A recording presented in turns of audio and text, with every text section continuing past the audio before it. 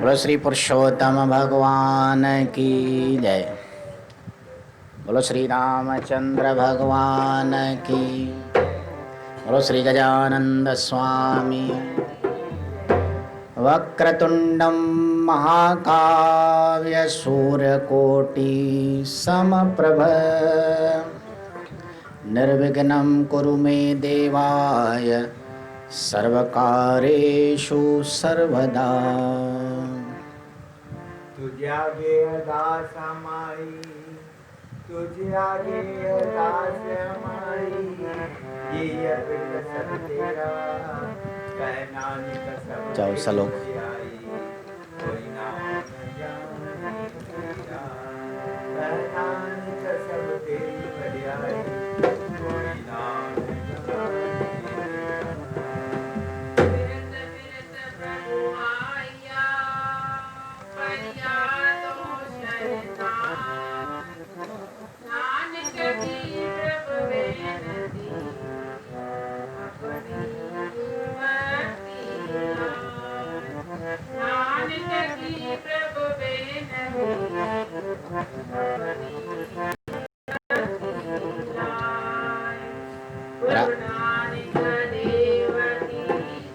राधे राधे बोलो, श्याम श्याम बोलो, राधे राधे बोलो। भागवत के मंदिर का दरवाजा खोलो, भागवत के मंदिर का दरवाजा खोलो। सिया सिया बोलो, राम राम बोलो, सिया सिया बोलो, राम राम बोलो। रावण के मंदिर का दरवाजा खोलो, रावण के मंदिर का दरवाजा खोलो। रघुवर के मंदिर का दरवाजा खोलो, रघुवर के मंदिर का दरवाजा खोलो। उमा उमा बोलो, शिव शिव बोलो, उमा उमा बोलो, शिव शिव बोलो। शंकर के मंदिर का दरवाजा खोलो, शंकर के मंदिर का दरवाजा खोलो। लक्ष्मी लक्ष्मी बोलो, विष्णु विष्णु बोलो,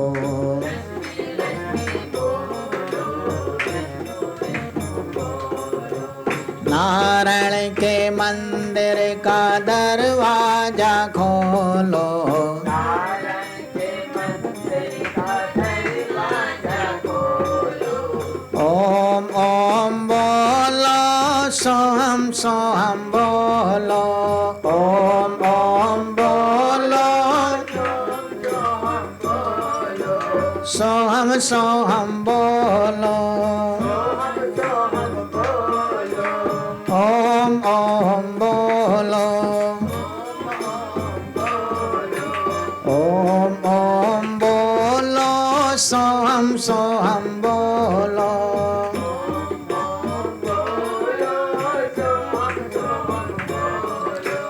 आत्मा के मंदिर का दरवाजा खोलो, आत्मा के मंदिर का दरवाजा खोलो।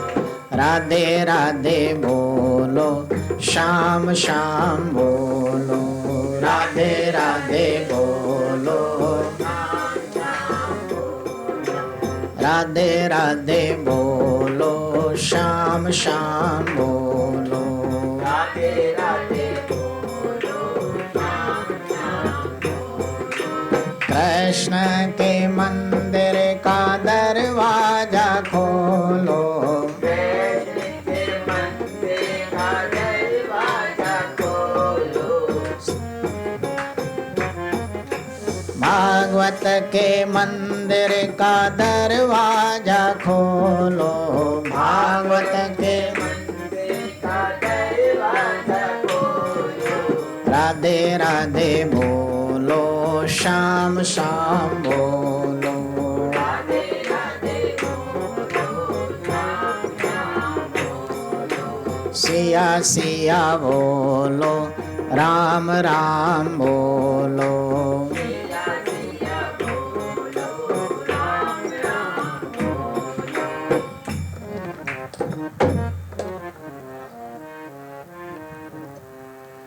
और सियावर राम। चंद्र के जय। ओम पूर्णमदं पूर्णात् पूर्णमुदच्यते पूर्णस्य पूर्णमादाय पूर्णमेवावशिष्यते। ओम शांति शांति शांति। सर्वसाथ संगत सभी मिलकर बोलेंगे हरि ओम। यह सायंकालीन समय भगवत नाम चिंतन सत्संग का परम पावन समय है, जिसका सदुपयोग करना प्रत्येक मानव जीव मानव मात्र का कर्तव्य है, जिसके लिए साधु संतों भक्तों ने यही प्रेरणा करते हुए और स्वयं भी उसी कर्म में संलग्न रहकर सदैव लोक कल्याण का उपदेश लोगों तक पहुंचाया है। इसी कड़ी में कल्याण मासिक पत्रिका गीता प्रेस से छपी हुई यह पत्रिका है, जिसका कई दिनों से आख्यान प्रवचनों के रूप में आप सुन रहे हैं। पढ़ो समझो और करो, इस शीर्षक से आपने संत की पर दुख कातरता बाबत सुना। कल मेरे बाप ने नमक खाया था, इस बाबत आपने कुछ प्रवचन उपदेशात्मक सुने, जो कि ये कुछ ऐसे भक्तजनों के अपने जीवन के अनुभव थे, जो कि उन्होंने इस पत्रिका के द्वारा सभी तक पहुंचाए हैं। आज का इसी कड़ी में शीर्षक है त्याग प्रधान भारतीय संस्कृति की सजीव मूर्ति। भारत में ऐसे कई त्यागी पुरुष हुए हैं, परोपकारी हुए हैं। भारत की संस्कृति इसमें त्याग में प्रधान है, उपकार करने में प्रधान है, जिसमें शास्त्रों का एक वाक्य प्रचारित होता है भारतीय संस्कृति के लिए, अतिथि देवो भव। और किसी भी संसार के देश में भारत के अलावा यह वाक्य प्रचारित नहीं हो सकता है, अतिथि देवो भव। यहाँ ऐसी संस्कृति है भारत की कि वहाँ जो भी अतिथि आते हैं उसको देव स्वरूप माना जाता है। इसलिए यह शीर्षक किसी भक्त रविशंकर महाराज जी ने अपने अनुभव से गीता प्रेस को लिखा है। उसका प्रवचन के रूप में आपको कुछ सुनाया जा रहा है। सजीव मूर्ति किस प्रकार है भारतीय संस्कृति की, सभी बोलेंगे हरि ओम। रविशंकर महाराज जी कह रहे हैं, मैं साबरकांठा के एक गांव में घूम रहा था। संध्या के समय एक बुढ़िया मेरे पास आई। शरीर पर फटी साड़ी लिपटी थी, चेहरे पर सिकन पड़ी थी, दरिद्रता की अवतार सरीखी दीख पड़ती थी वह बुढ़िया माई। मुझे लगा वह बहन मेरे पास कुछ मांगने आई होगी, पर वह तो अपना सभी कुछ देने को आई थी। उनकी बातों से मुझे यह पता लगा और मैं आश्चर्यचकित हो गया। गदगद वाणी से उन बहन ने कहा, महाराज मैं गरीब आदमी, मैं क्या दूं? 2 मिनट में कुछ नहीं बोला, वह भी नहीं बोली। मैं उनके सामने देखता रहा। उस बुढ़िया बहन ने फिर कहा, आपको देने लायक तो मेरे पास कुछ नहीं है, ये 10 बकरियां हैं, इनमें से एक दूध देती बकरी दूं तो आप ले लेंगे? सभी बोलेंगे हरिओम। हरिओम हरिओम। मैंने कहा क्यों नहीं, हम तो बकरी का दान भी स्वीकार करते हैं, पर मैं न तो यहाँ रहूँगा और न बकरी साथ ले जाऊँगा। अतः बकरी यहीं किसी योग्य आदमी को दे दूँगा, तुम बताओ उसी को दे दूँ? कुछ देर विचार करने के बाद वह बुढ़िया बाई कहने लगी, महाराज हमारे गांव में एक भंगी का लड़का रहता है, अकेला है बेचारा, उसे दे दे तो? सभी बोलेंगे हरिओम। मैंने उस भंगी के लड़के को बुलाया और उससे कहा, ये माँ जी तुझे एक बकरी देती हैं, तो उसे पालेगा ना? उसने खुशी से स्वीकार किया। बकरी उसे दे दी गई। उसके आनंद का पार नहीं था। सभी बोलेंगे हरिओम। दूसरे दिन भोजन के बाद मैं विश्राम कर रहा था कि वही बुढ़िया माई फिर आई। बोली, महाराज मैं अकेली हूँ, पर मेरे घर 2 हैं, एक में मैं रहती हूँ और दूसरे में बकरियों को रखती हूँ। बकरी तो बाड़े में ही रह सकती हैं, तो यह मेरा जो दूसरा घर है इसे भी आप दान में ले लें। हरिओम। कुछ देर तो मैं बुढ़िया की ओर ताकता ही रह गया। दूसरे के लिए त्याग की इस वृत्ति को देखकर मुझे बड़ा आनंद मिला।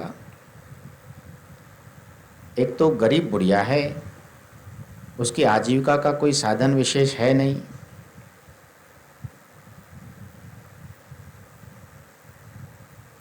मैंने उसके उस वचनों पर बड़ा आनंद अनुभव किया।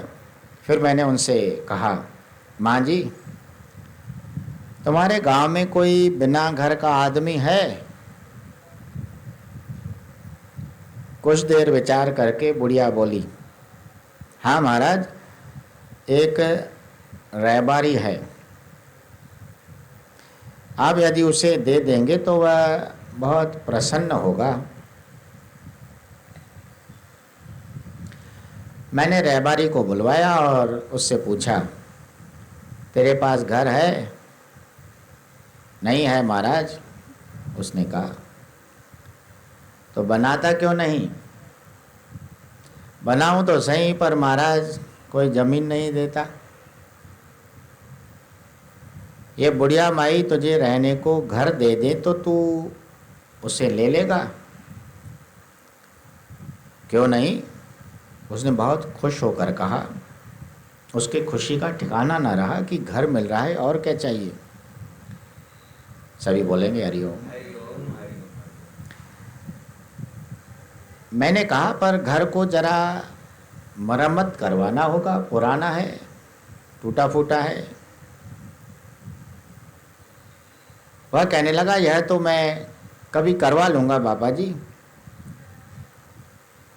परंतु देख एक शर्त है, ये बुढ़िया माई जब तक जीती रहेंगी तब तक तुझे इसकी सेवा करनी पड़ेगी। मैंने हंसते हंसते उस रहबारी से कहा कि चलो बुढ़िया घर तो दे देगी, कम से कम उसकी सेवा भी हो जाए। इसी बहाने वह अकेली बुढ़िया, किसी का सहारा उसे मिल जाएगा। वैसे भी तो वह घर देना ही चाह रही है। सभी बोलेंगे हरिओम। सेवा करने की बात सुनते ही पास बैठी हुई बुढ़िया माई तुरंत बोल उठी, नहीं नहीं महाराज, मैं सेवा कराने के लिए इसको घर नहीं दे रही हूँ। इसके पास घर नहीं है और मेरे पास एक ज़्यादा घर है, इसी से मैं उसे एक घर दे रही हूँ। मुझे इससे सेवा नहीं करवानी है। मेरी तो आपसे इतनी विनती है कि इसे ऐसा कुछ लिख दीजिए कि मेरे मरने के बाद इस घर को इससे कोई छीन भी न सके। सभी बोलेंगे हरिओम। बुढ़िया माई की सच्ची दान भावना और सरलता ने मेरे हृदय पर गहरा असर कर दिया। बुढ़िया माई के सामने मैंने दोनों हाथ जोड़ दिए।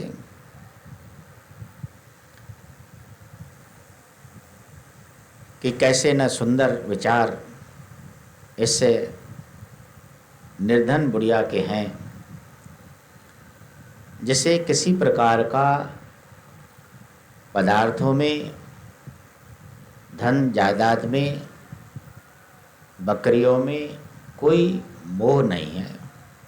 बस उसकी आजीविका चल रही है, वह उसी में संतुष्ट है। कितनी संतुष्ट है, कितना उसके मन में सुख है, शांति भरी हुई है, आनंद। नहीं तो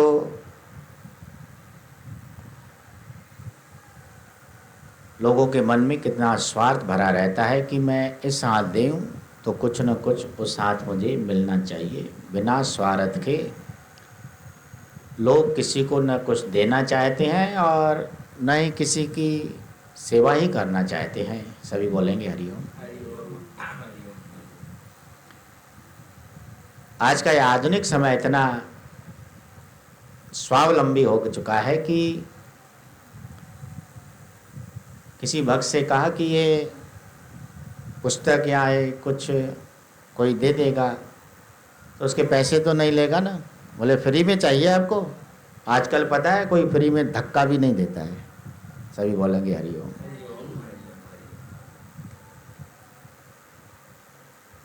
इतना स्वार्थ।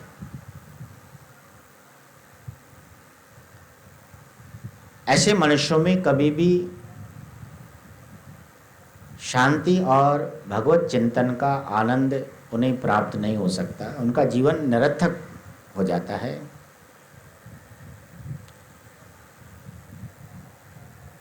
उस बुढ़िया के इस व्यवहार पर मुझे बड़ा आश्चर्य तो हुआ पर आनंद भी हुआ कि धन्य है ऐसे लोग। और ऐसे लोग इस भारतवर्ष में कई जगह आपको देखने को मिल सकते हैं।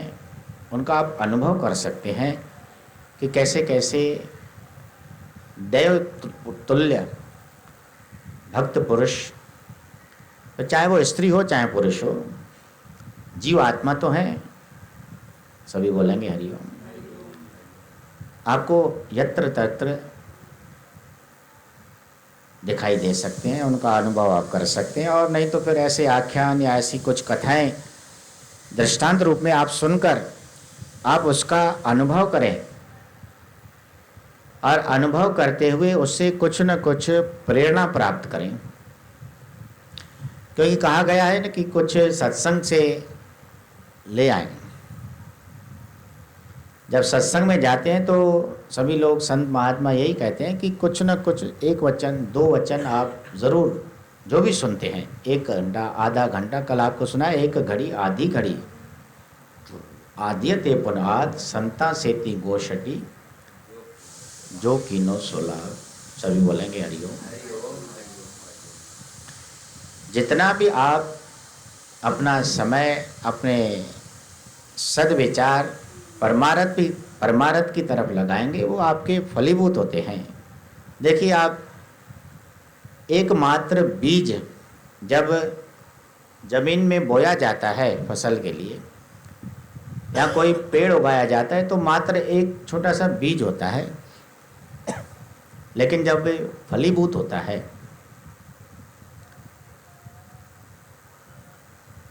कालांतर में समय लगता है उसे फलने में।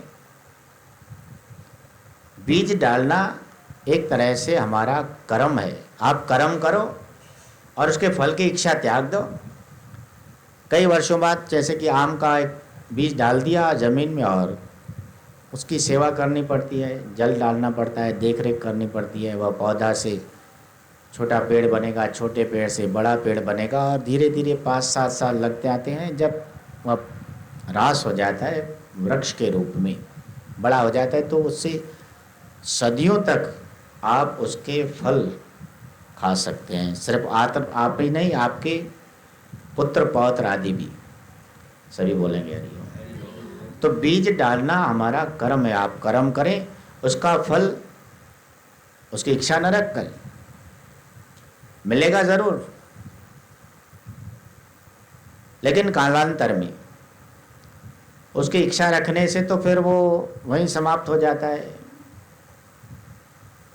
तो एकमात्र बीज डालने से इतनी बड़ी वृक्ष की प्राप्ति हमें होती है, जो कि सदियों तक हमें फल देता रहता है। उसी तरह हम थोड़ा सा भी कर्म करते हैं तो उसकी फल इच्छा न रखकर परमात्मा उस फल का, उस कर्म का फल हमें अवश्य देता है जब हमें उसकी आवश्यकता होती है। सभी बोलेंगे हरि ओम। तो इसी तरह संत महात्मा लोग क्या कहते हैं कि सत्संग में आते तो हो, कुछ सुनते तो हो, मात्र कुछ वचन शब्द ले जाएं। शब्द कैसे ले जा सकते हैं? कोई झोली भर के तो नहीं ले जा सकता। व्यवहारिकता में कहा जाता है कि कुछ वचन ले आओ, कुछ शब्द ले जाओ। किस तरह ले जाएं? महात्माओं ने जो सत्य शास्त्रों का उपदेश दिया वे कानों से सुनते हैं और कानों के द्वारा शब्द हृदय में जाते हैं।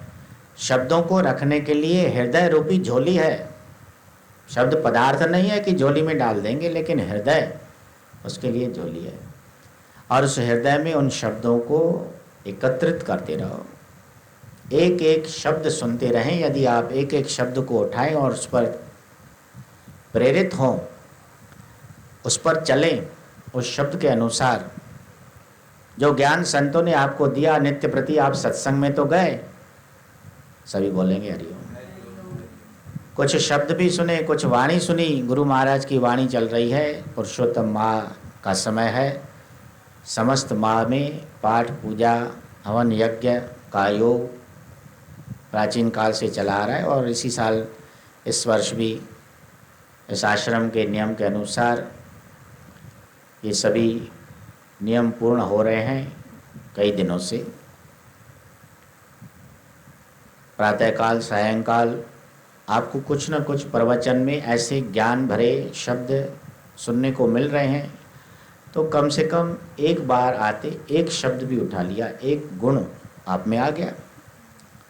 स्वामी दत्तात्रेय स्वामी, जिसका जीवन गुणग्राही था, भगवान विष्णु के 24 अवतारों में से एक अवतार हुए हैं दत्तात्रेय स्वामी, दत्त स्वामी, दत्त भगवान। बोलो श्री दत्तात्रेय भगवान, जो कि ब्रह्मा विष्णु महेश तीनों देवों का एक स्वरूप है। उसके 3 सिर है और तीनों सिर 3 स्वरूप माने जाते हैं ब्रह्मा विष्णु महेश, जो कि परम पावन सुंदर कथा है श्रीमद् भागवत महापुराण की। सभी बोलेंगे हरि ओम। सती अनुस्या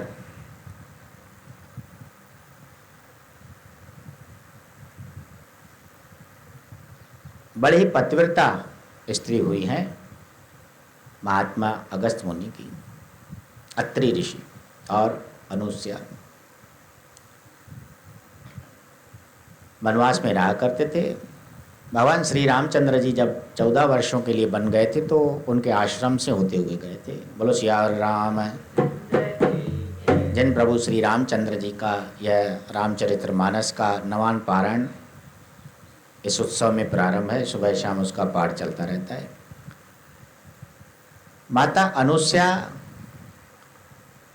बड़ी ही पतिव्रता स्त्री थी और पति की पूर्ण रूपेण सेवा किया करती थी। उसके अलावा किसी का उस पे मन में ध्यान तक नहीं रहता था।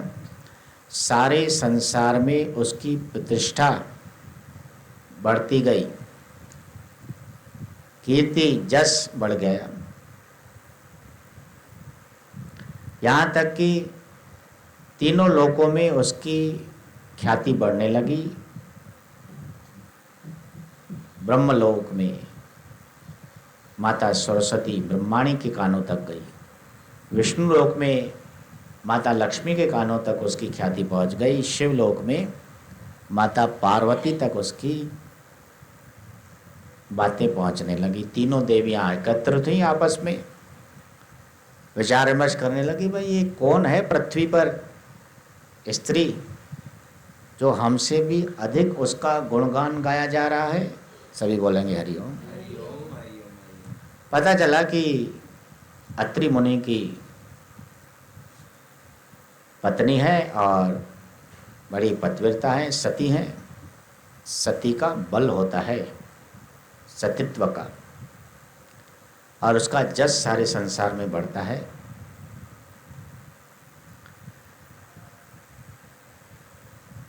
वे अनुसुईया माता भगवान की बहुत ही सेवा शुश्रूषा और पूजा पाठ करती थी। ब्रह्मा विष्णु महेश तीनों को माना करती थी और पति की सेवा भी बड़े ही चाव और स्नेह के साथ किया करती थी। इसलिए उसका जस तीनों लोकों में बढ़ने लगा। इतना तो तीनों देवियों से भी अधिक उसका जस होने लगा। तीनों देवियां एकत्र हुई। आपने आपस में विचार विमर्श किया कि ऐसा कैसे हो सकता है, त्रिलोक देवियां तो हम हैं और जस इसका हो रहा है, ख्याति इसकी बढ़ रही है। अपने अपने पतियों के पास गई और एक छल करना चाहा। हरिओम। ब्रह्माणी ने ब्रह्मा जी से कहा, पार्वती ने भगवान शिव जी से कहा और लक्ष्मी ने भगवान विष्णु से कहा, हे प्रभु, आप उन ब्राह्मणी के पास जाएं, अनुसुईया के पास, उसका सत्यत्व की परीक्षा लें। या तो वह सत्यत्व उसका भंग होगा या तो और ख्याति बढ़ेगी।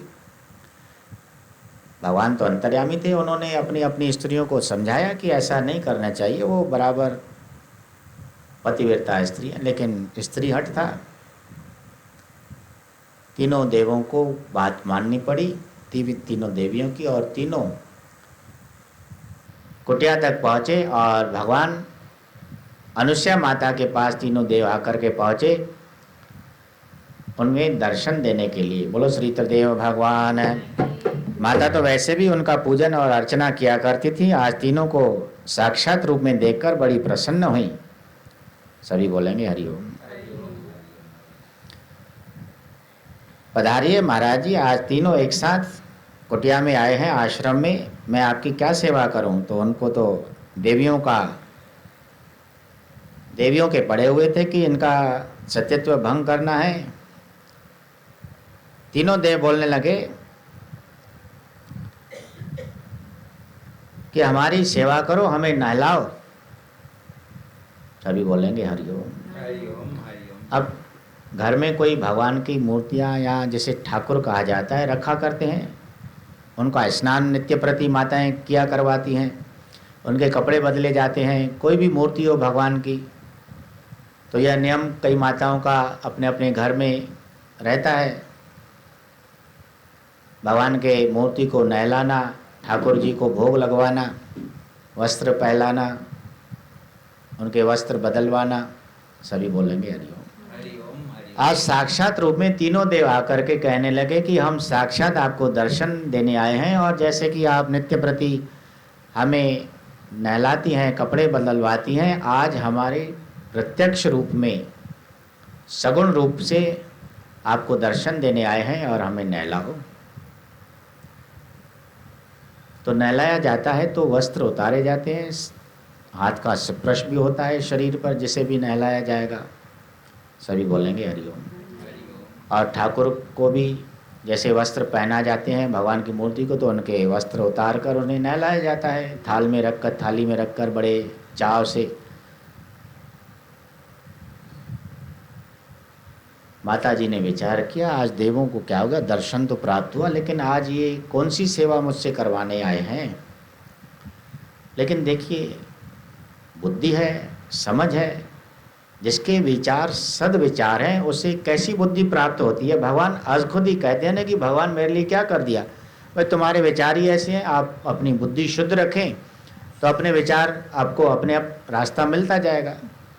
शुद्ध विचारों वाले को अपना रास्ता खुद मिल जाता है, उसे भटकना नहीं पड़ता, किसी का सहारा नहीं लेना पड़ता कि अब मैं क्या करूं, अब मैं कहाँ जाऊं।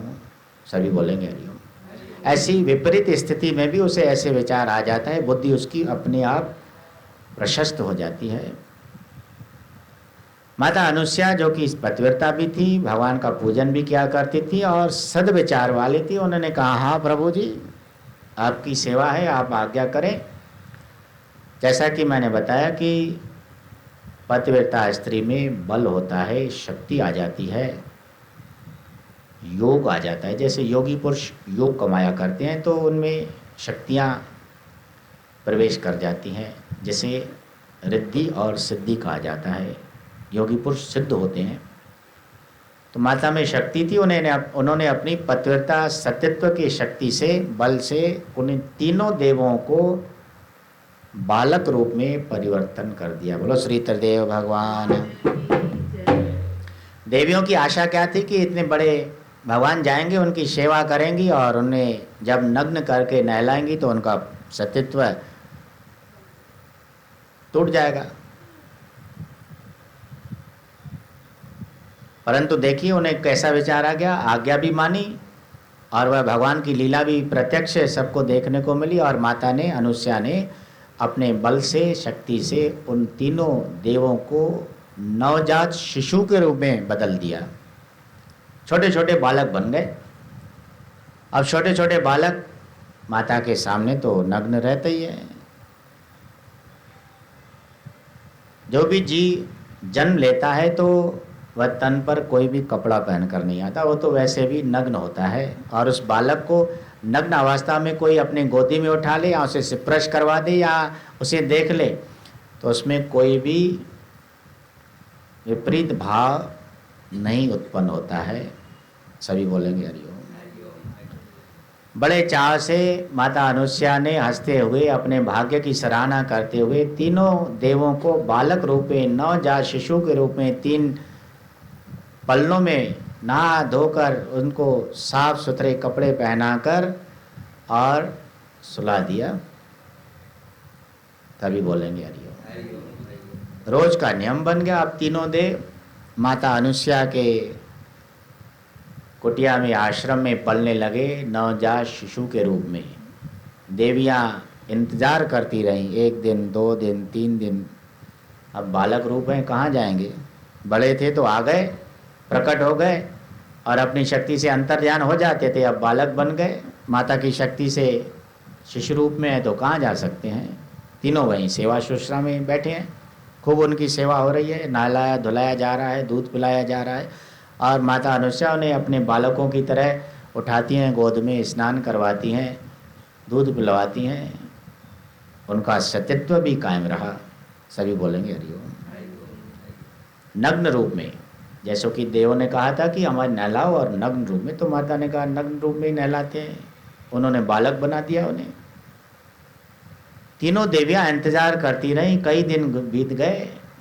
आपस में फिर विचार विमर्श हुआ कि चलो देखें देव कहाँ चले गए, हमारे पति कहाँ चले गए।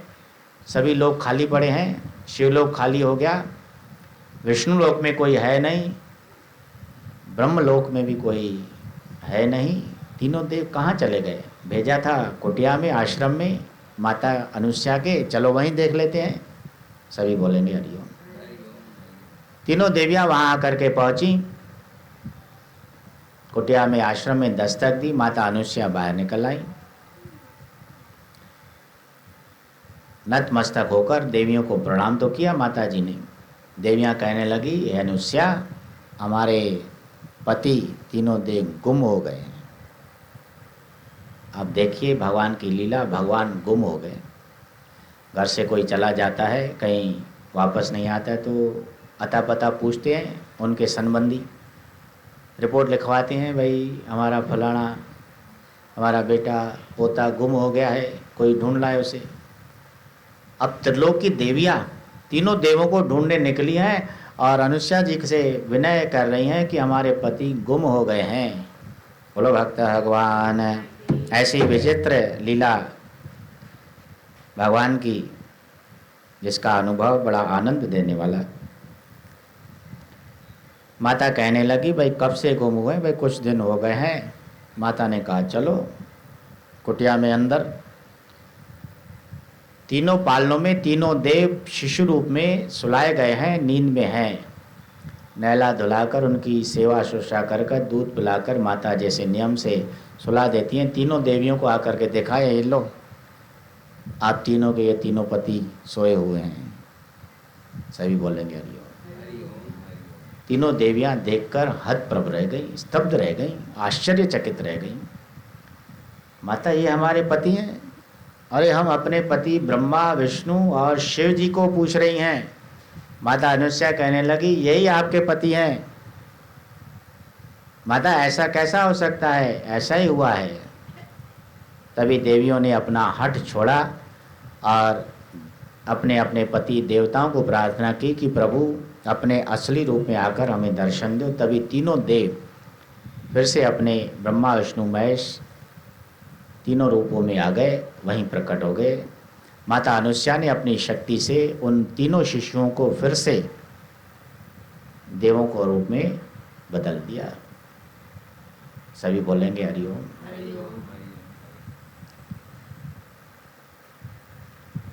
अब तीनों देवियां नतमस्तक हो गईं अनुष्या के उस पतिव्रता धर्म पर कि सचमुच आपका जो जस हो रहा है वह हमसे सहा नहीं गया था, इसलिए हमने यह लीला करवाई भगवानों से। भगवान उन पर प्रसन्न हुए और कहने लगे, माता जी आप वरदान मांगे। तो माता ने वरदान मांगा कि मैंने कई दिनों तक आपकी शिशु रूप में सेवा की है, बालक रूप माना है, इसलिए मुझे आप तीनों पुत्र रूप में प्राप्त हों। बोलो श्यावर राम। तब तीनों देवों ने मिलकर ब्रह्मा विष्णु और महेश तीनों रूप में एक रूप धारण किया दत्तात्रेय स्वामी का, और उन माता अनुष्या के घर में उन्होंने जन्म लिया दत्त भगवान के रूप में, जो कि तीनों रूपों का एक स्वरूप है। तो कथा चल रही थी, दत्त भगवान गुणग्राही हैं। सत्संग में आप जाते हैं तो कुछ न कुछ ऐसा वचन ले आएं, कुछ ऐसा शब्द अपने हृदय से हटाएं। कानों से शब्द जाता है और हृदय में, लेकिन यहाँ तो कहा जाता है कि एक कान से सुनो, दूसरे कान से अपने आप निकल जाएगा, क्योंकि आपने हृदय में उसे धारण ही नहीं किया। सभी बोलेंगे हरिओम। दत्त स्वामी ने 24 गुरु किए हैं, एक एक प्रकृति के जीव और प्रकृति से गुण ग्रहण किया है। तो 24 गुरु उनके हो गए, और 25वां एक गुरु वाय ओमकार का उनका, और 26वां गुरु जिससे गुरु दीक्षा ली जाती है। बोलो श्री सद्गुरुदेव भगवान। लोग कहेंगे कि गुरु तो एक ही किया जाता है, दत्त स्वामी ने 26 गुरु कैसे किए हैं? तो उसका कारण है, गुरु तो एक ही किया है, दीक्षा मंत्र दीक्षा एक ही गुरु से ली है, लेकिन एक ओमकार को गुरु बनाया है, एक मंत्र दीक्षा का गुरु, और बाकी 24 जीवों में से या प्रकृति में से गुण जो ग्रहण किया है दत्त स्वामी जी ने, उनको भी अपना गुरु माना है, जिसका विस्तार पूर्वक वर्णन श्रीमद् भागवत महापुराण में आता है। तो ऐसे प्रवचन सुनकर आप घर जाएं तो कुछ न कुछ आपको एक एक शब्द भी यदि आप प्रतिदिन एकत्रित करते जाएंगे तो उनका लाभ आपको प्राप्त होगा, और कई गुण आप में समावेश कर जाएंगे। प्रसंग चल रहा था त्याग प्रधान भारतीय संस्कृति की सजीव मूर्ति का। रविशंकर महाराज कह रहे हैं, उन माता का ऐसा स्वभाव देखकर और उनका वचन सुनकर मैं तो बड़ा आनंदित होने लगा।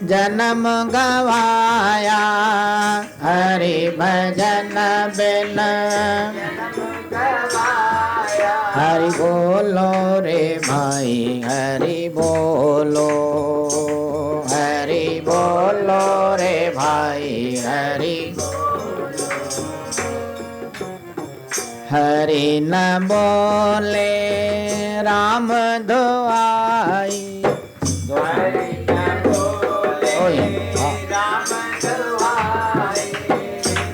हरि बोलो रे भाई हरि बोलो रे भाई काहे को पढ़ता छिन छिन गीता पाए को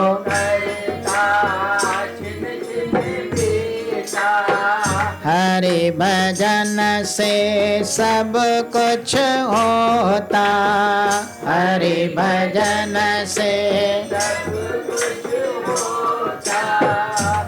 हरि बोलो रे भाई हरि बोलो रे भाई हरि न बोले राम दुहाई हरि न बोले राम दुहाई हरि बोलो रे भाई हरि बोलो रे भाई हरि बोलो कहत कबीर हरि गुण गाना कहत कबीर गावत नाचत बैकुंठ जाना गावत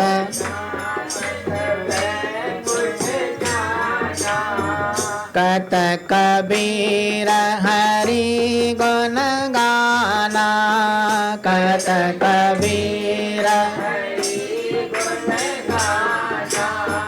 गावत नाचत बैकुंठ जाना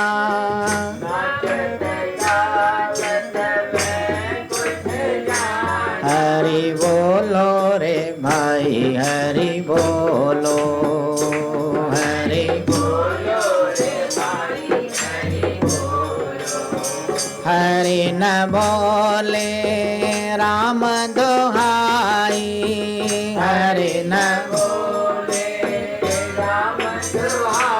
हरि बोलो रे भाई हरि बोलो रे भाई हरि बोलो रे भाई हरि बोलो रे भाई हरि बोलो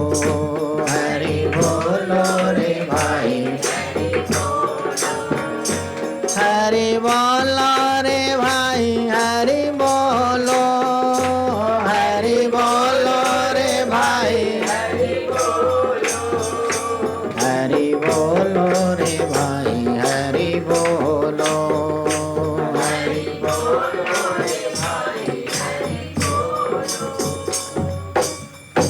ओम जय श्री पुरुषोत्तम स्वामी जय श्री पुरुषोत्तम देखो सिख सातो के मनाए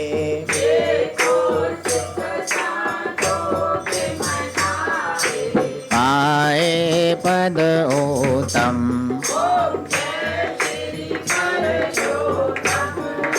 शरदा साण जो सारो महीनो विरत रखी करे कम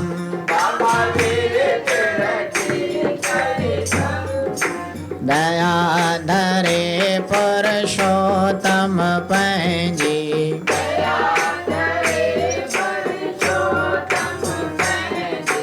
दूर करे सब गम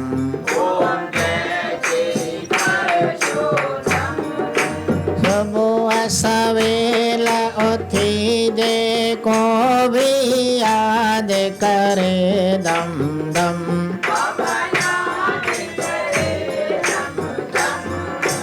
उन घर लक्ष्मी पाण अचे थी।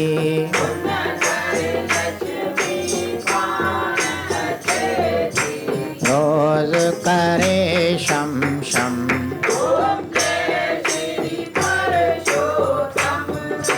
मंदिर में वञी कथा ॿुधे जो त्यागे बोलो भरम।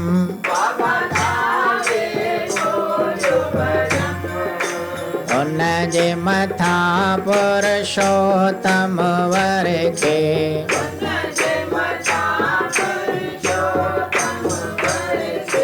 बैरमया रिम जिम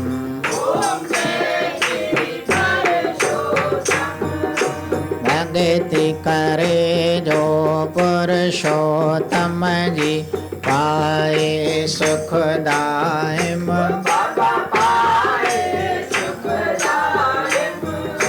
जन्म मरण सब मेटे उन जो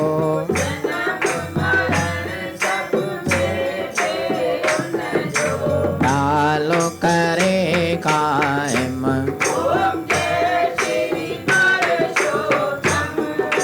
पुरुषोत्तम जो ध्यान धरे जो उन जो ठहे करम।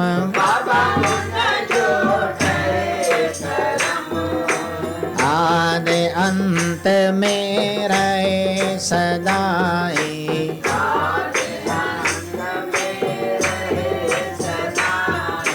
कायम उन जो धर्म।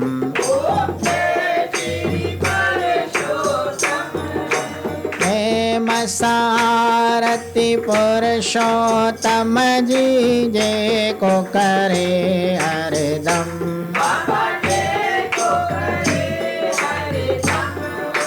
उन जो दासी सफलो थींदो।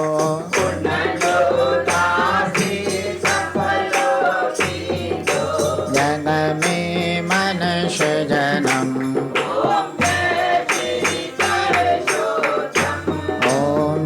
श्री पुरुषोत्तम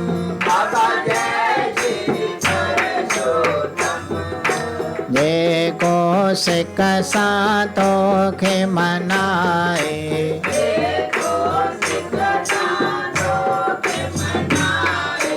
पाए पद उत्तम। ओम जय श्री पुरुषोत्तम। ओम जय। आरती क्यों सब रामचंद्र जी सिक शरदा सा श्री रघुवर जी। आरती क्यों सब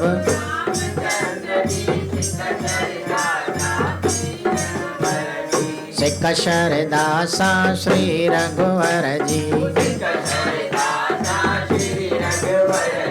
रूप अवांजो सत्य चित आनंद। मन मोही दड़ दशरथ जो नंद। माता कौशल्या जो आनंद कंद। महिमा सब सीता जेवर जी। आरती क्यों सब रामचंद्र जी सिक शरदा सा श्री रघुवर जी।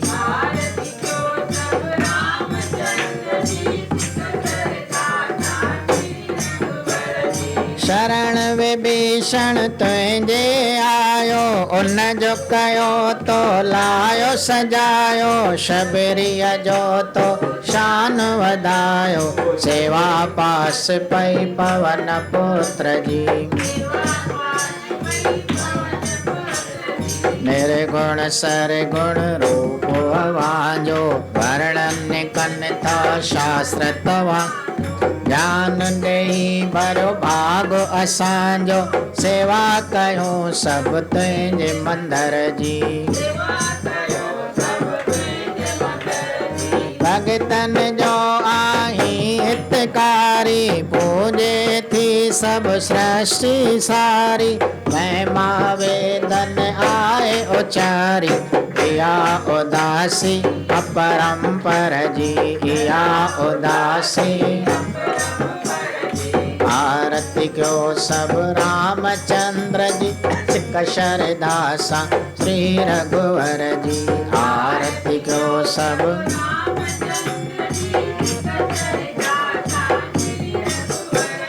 सिख शरदासा श्री रघुवर जी। गोपाल तेरा आरता दयाल तेरा आरता, जो जन तुम्हारी भक्त करन के गंगे का सवारता। दाल बढ़िया सजनी तार नादम दत्त सीता, गोवेशन गोल्ला वेरी राजद्री चंगेरी। बाबा घर की अंचंगी, इत धनिया लेवे मंगी। गोपाल तेरा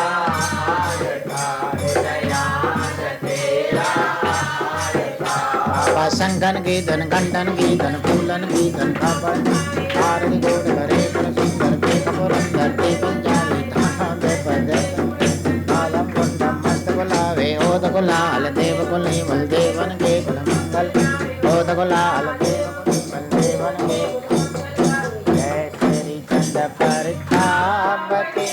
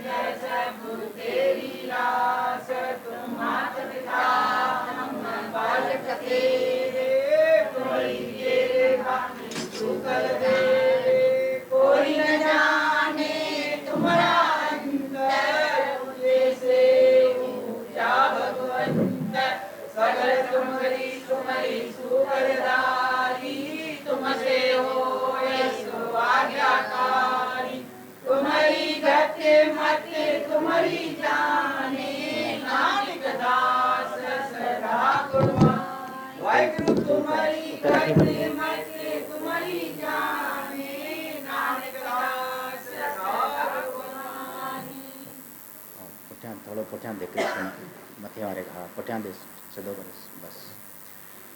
श्री वार गौती पौड़ी प्रथम के गुरु नानक ले जाए, गुरु अंगद दे गुरु अमरदास गुरु रामदास स्वयं गुरु अर्जन दे गुरु हर गोविंद नाथ सिमरो श्री हर राय श्री हर कृष्ण साहब ध्यान ये जनठे सब जाए। मूर्ति बाद स्मरिए घर नौन दावे धाय, धन धन दसवां पातशाह श्री गोविंद सिंह महाराज। सोड़ी सुल्तान कर मुस्कुल्ला सान सर्वथाइयों साहब, देखा जोर करूँ अरदास भावे ताने रास। आपे जाने करे आप आपे आने रास, तजगह के नाम का हाजोड़ खला कीजिए अरदास। अरदास सर्व कमरा सचे सतमरा के पास, सर्वसात संगत बोलो श्री गुणा के चरण कमनों का ध्यान दर कर बोलो। बाबा चरप्रसाद साहब, बाबा अमरदास साहब, बाबा प्रेमदास साहब, बाबा नारायण दास साहब जी के चरण कमलों का ध्यान दर कर लो। बाबा श्रीचंद साहब, बाबा लक्ष्मीचंद साहब, बाबा रंगीराम साहब जी के चरण कमलों का ध्यान दर कर लो। भगवान श्री रामचंद्र भगवान श्री कृष्ण देव जी के चरण कमलों का ध्यान दर कर लो। जो तारा सभी देवी देवताओं ऋषियों मुनियों चारों धामों श्री माता पिता जी का ध्यान दर कर लो। श्री गुरु ग्रंथ साहिब अमर कल्पतरु भगवान श्री चंद दर्शन सभी ग्रंथों शास्त्रों जी के चरण कमलों का ध्यान दर कर लो। श्री भूदेवी गौ माता श्री गंगा माता जी के चरण कमलों का ध्यान दर कर लो। श्री पुरुषोत्तम महात्म जी का ध्यान दर कर लो। प्रेम और खुशी दे नाल सारी साथ संगत मिलकर बोलो राजा राम सीता राम, राजा राम सीता राम, राजा राम सीता राम। तेरी आसन तेरी आसन तेरा आसरा शरत 12 मास डेरे की अरदास देरा अवस्था रहे आई सूरत राजी रहे चुला तबदा रहे सुमति प्रकाश करो कुमति दूर सत्संग भजन आरती जी अरदास प्रसाद जी अरदास सारी सात संग जी अरदास सारी सात संग जी देश प्रदेश रक्षा करना हे अंतरांता हे श्री पुरुषोत्तम भगवान आवाजेन परम पावन उत्सव में सुबह शाम आवाजी आरती अर्चना स्तुति वर्णन थी रही है कथा कीर्तन सोवी निर्विघ्नता सा संपन्न कदा चार पैर दिया जा सुख जा तव चार पैरा जा सुख जार जोते तोते नंगवा वृद्धान गिरजा रखो गुरु नानक नाम चरण तिकला त्रिवाणी सर्व संगत का भला बोल गुरु नानक सर्वकला समृद्ध बोलंते राखो प्रभु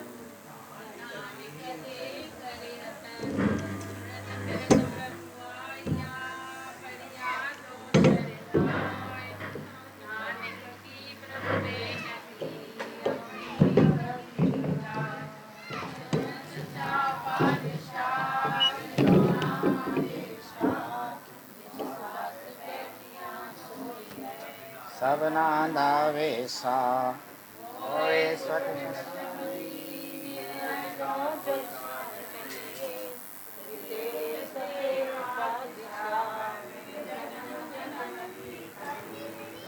डिठे सच्चे पातशाह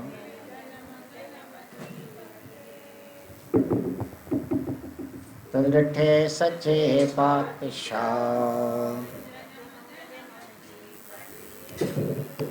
एकुम सद्गुर प्रसाद देवगंधारी मैला पंजवा मन कै अहंकार अफारा दुर्गंध अपवित्र अपावन भीतर जो दी जैसो छारा रहा जिन किया तिस सिमर परानी जीव प्राण जन धारा तिसै त्याग अवर लपटावे मन मर जन्मय मुगद गवारा अंध गुंग पिंगुल मतहीना प्रभु राखौ राखन हारा कर्ण करावन हार समरथा क्या नानक जंत बिचारा पत पावन दीन बंधु अंध गुंग पिंगुल मतहीना प्रभु राखौ राखन हारा कर्ण करावन हार समरथा क्या नानक जंत बिचारा। बोल गुरु नानक बोलो राजा रामचंद्र बोलो श्री कृष्ण भगवान। ओम जले विष्णु दले विष्णु विष्णु सर्वमस्तके सृजाल माया कुले विष्णु सर्वविष्णुमयो हरि। ओम हरे राम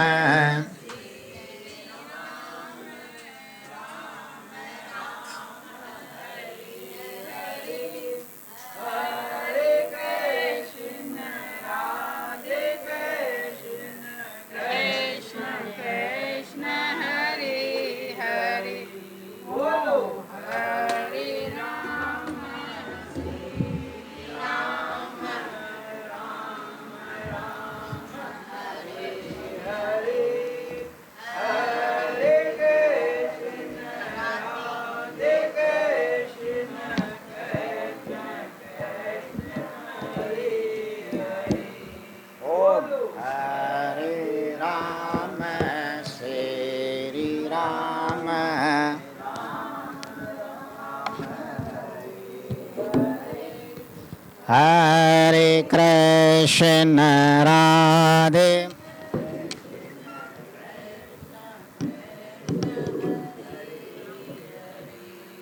राधे कृष्ण लाल हरे हरे गोपी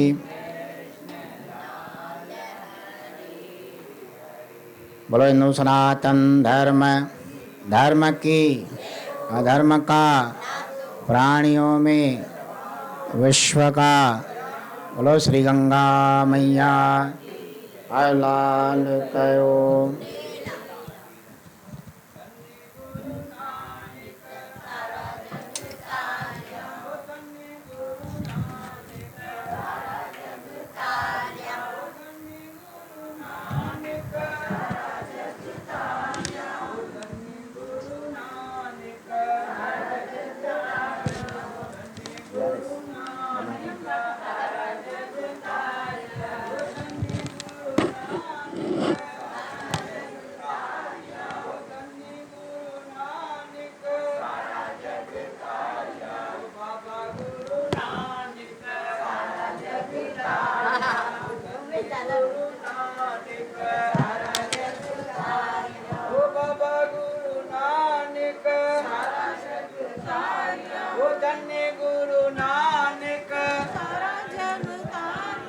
बाबा गुरु नानक ओ धन्य गुरु नानक ओ धन्य गुरु नानक ओ बाबा गुरु नानक